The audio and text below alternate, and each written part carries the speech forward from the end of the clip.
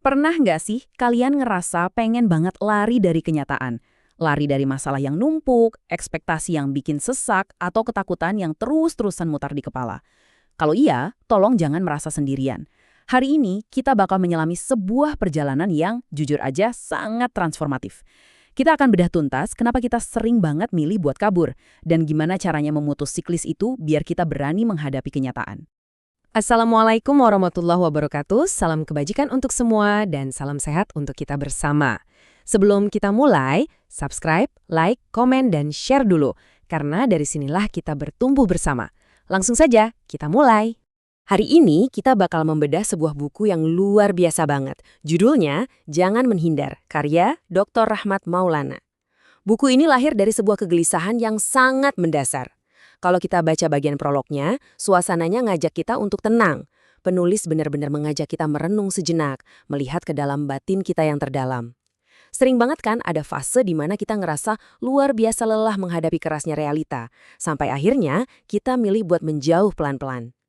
Tapi dari sinilah kesadaran itu harus mulai ditumbuhkan, bahwa apa yang kita hindari itu nggak pernah benar-benar hilang.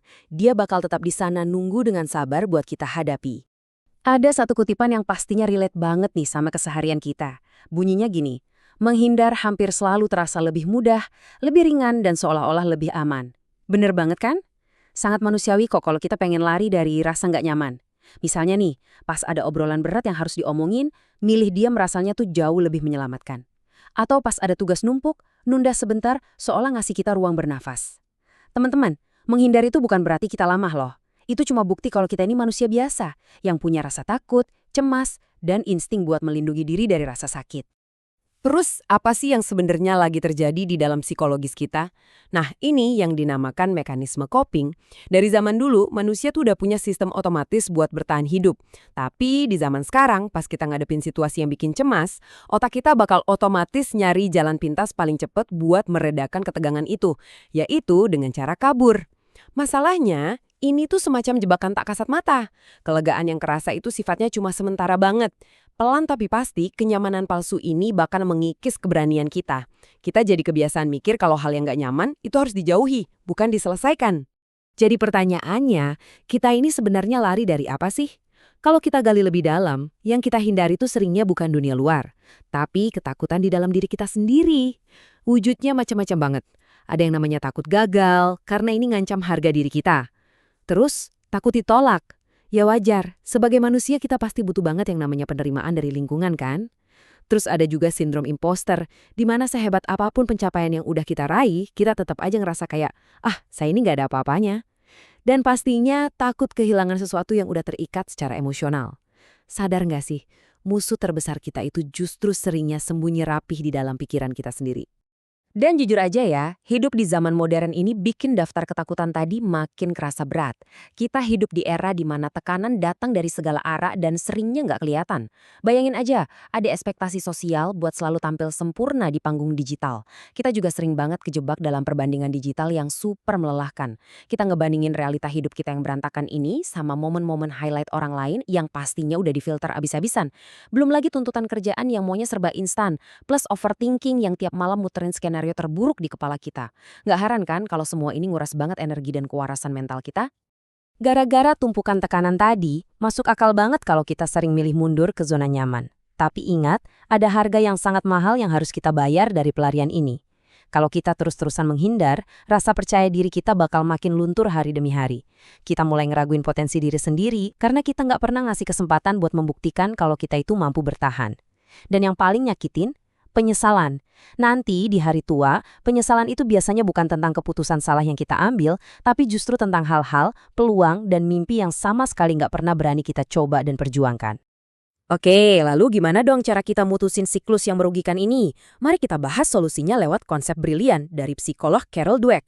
Semuanya itu berawal dari pola pikir. Orang yang punya pola pikir tetap bakal selalu menghindari tantangan. Buat mereka, gagal itu adalah vonis mutlak kalau mereka emang nggak mampu. Tapi coba deh kita geser ke pola pikir berkembang. Mereka ini justru merangkul tantangan. Gagal buat mereka bukanlah akhir dari identitas. Kegagalan itu cuma umpan balik. Sebuah informasi super berharga yang ngasih tahu kita apa yang kurang pas, supaya kita bisa bangkit lagi dengan taktik yang jauh lebih cerdas. Terus, langkah praktis apa nih yang bisa langsung kita lakuin sekarang juga? Jalan keluarnya lumayan jelas kok. Langkah pertama yang paling krusial, akui ketakutan itu. Jujur aja sama diri sendiri. Iya, saya takut. Dan itu manusiawi. Langkah kedua, ubah pola pikir kayak yang barusan banget kita bahas. Dan langkah ketiga, dan ini yang paling saya suka nih, melangkahlah biarpun kalian belum ngerasa siap. Jangan nunggu situasi yang sempurna atau nunggu nyali kalian kumpul 100%. Ingat ini baik-baik ya. Kesiapan dan keberanian yang sejati itu justru baru akan muncul setelah kita berani bertindak, bukan sebelumnya. Dan ini benar-benar menakjubkan. Ada satu konsep psikologi yang luar biasa kuat, pertumbuhan pasca trauma. Seringikan kita mikir, kalau rasa sakit, luka, dan kegagalan di masa lalu itu udah menghancurkan hidup kita selamanya. Padahal kalau kita berani menghadapinya, luka-luka itulah yang nantinya bakal jadi sumber kekuatan dan resiliensi terbesar kita. Pertumbuhan karakter yang paling mendalam justru terjadi tepat setelah kita berhasil melewati masa-masa yang paling gelap. Masa lalu kalian yang menyakitkan itu bukan garis akhir, melainkan fondasi ketangguhan yang lagi dibangun buat masa depan kalian. Mendekati akhir obrolan kita hari ini, yuk kita lihat gimana cara membangun hidup yang penuh ketangguhan. Mulailah dengan mempraktikkan mindfulness, latih diri buat benar-benar hadir di momen saat ini. Terima kenyataan tanpa harus buru-buru menghakiminya. Terus, ambil tanggung jawab penuh atas semua pilihan kalian, jangan biarkan keadaan yang menyetir kalian. Beranilah mengambil risiko yang terukur, karena tanpa itu kita cuma bakal terjebak dalam stagnasi. Dan yang gak kalah penting, pastikan setiap langkah kecil yang kalian ambil tiap harinya, itu selaras dengan nilai-nilai dan tujuan hidup kalian. Harmoni inilah yang bakal menciptakan kehidupan yang benar-benar otentik. Sebagai penutup, coba deh resapi kutipan indah dan sangat menginspirasi dari Dr. Rahmat Maulana ini. Hidup dimulai saat kita berhenti menghindar. Dalam banget ya. Hidup itu nggak pernah menuntut kita buat selalu kelihatan kuat atau nggak terkalahkan kok. Hidup cuma minta kita buat jujur dan berani buka mata menghadapi rintangan apapun yang ada di depan mata. Jadi, tolong jangan tunda lagi hidup kalian yang sangat berharga ini. Semoga bedah buku kita hari ini bisa ngasih percikan keberanian baru buat kalian semua untuk mulai melangkah ke depan. Pertanyaannya sekarang, kenyataan apa sih yang selama ini kalian hindari? Dan siapkah kalian berhenti berlari hari ini? Wassalamualaikum warahmatullahi wabarakatuh.